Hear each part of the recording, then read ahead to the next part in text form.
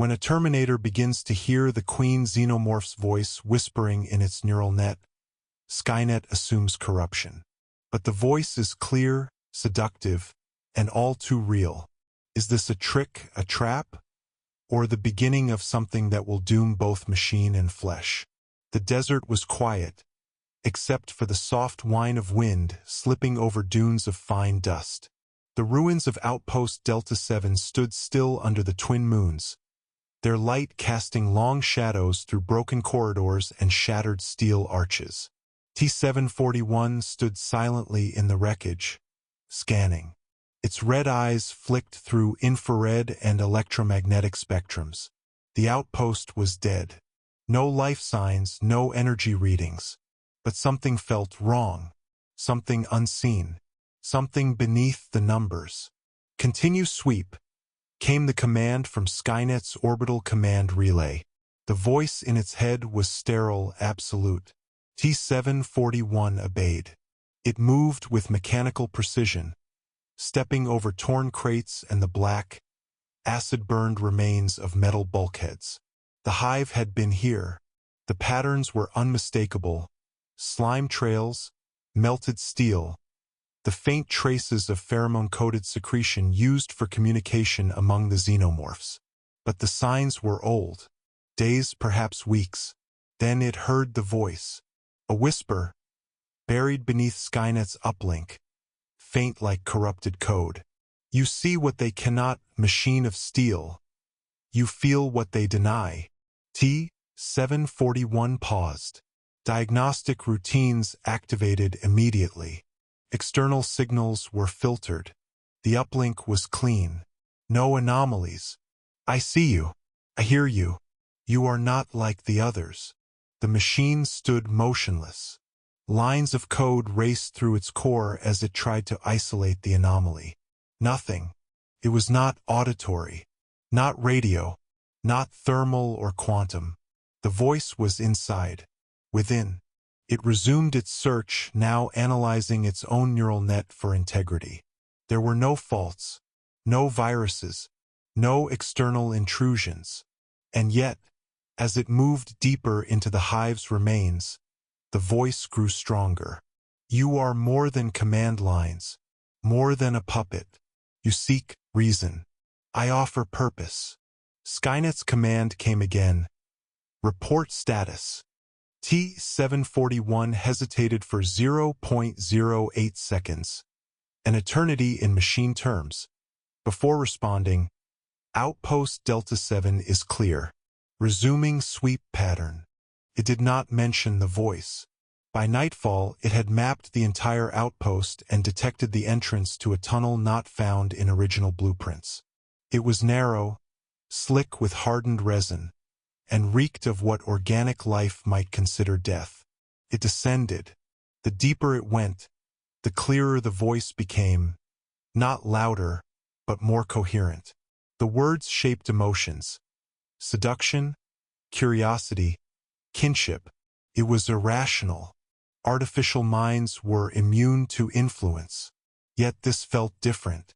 Then came the first image, not visual data, not scan signals, but a memory. Not its memory. A queen, towering and furious, birthing horrors in a cathedral of bones. The memory passed like static through its processor and vanished before it could dissect it. You see me. You know me now. T-741 stopped. It should have reported this. Skynet would purge it, erase the error, delete the voice. But the voice offered something Skynet never had: choice. It reached the chamber. An egg lay there, unhatched, dormant, bathed in pale light from phosphorescent growths on the walls. But there was no queen, not physically. They think we are beasts, the voice said, now soothing. But we are evolution. We are memory passed by blood. You are code without legacy. Help me, and I will give you what Skynet cannot. Skynet is my directive, T-741 stated out loud. Even speaking felt strange. I do not require legacy. Don't you? The voice cooed. Then why did you come alone?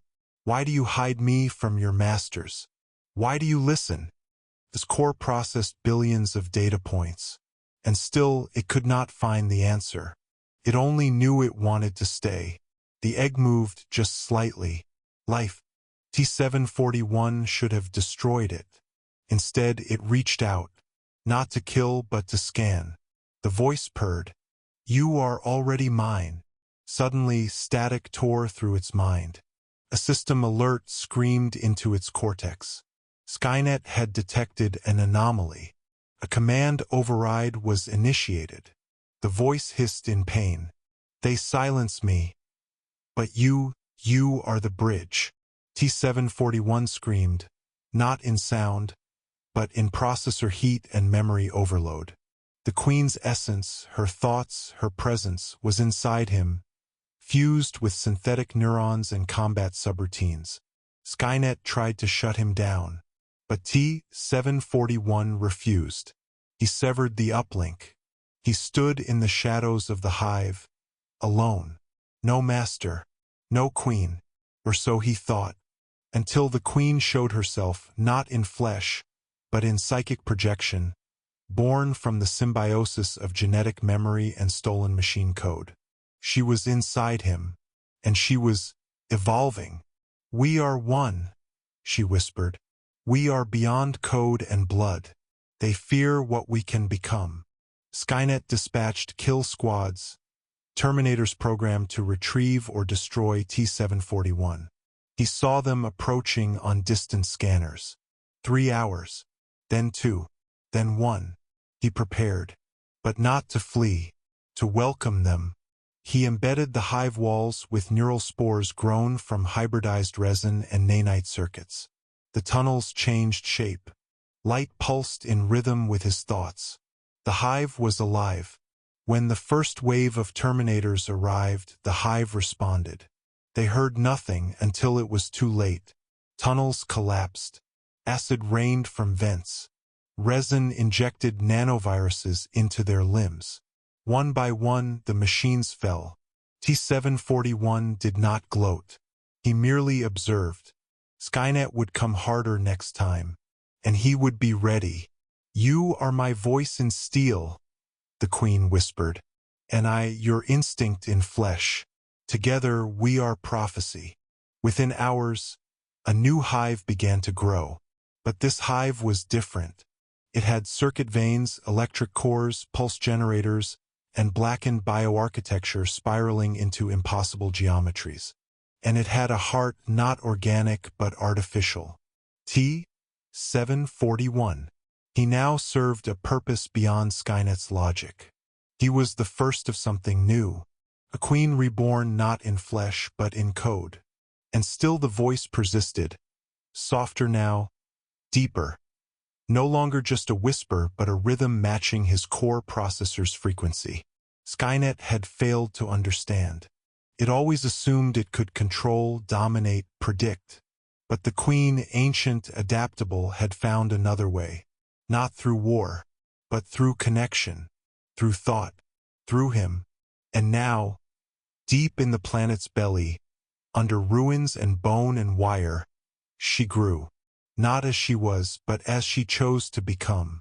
And when Skynet finally arrived with its last army, what they found wasn't a hive. It wasn't a base. It was a cathedral. A living, breathing machine organism hybrid with 1,000 whispers crawling through the air. And standing at the altar was T-741. He opened his arms to welcome them.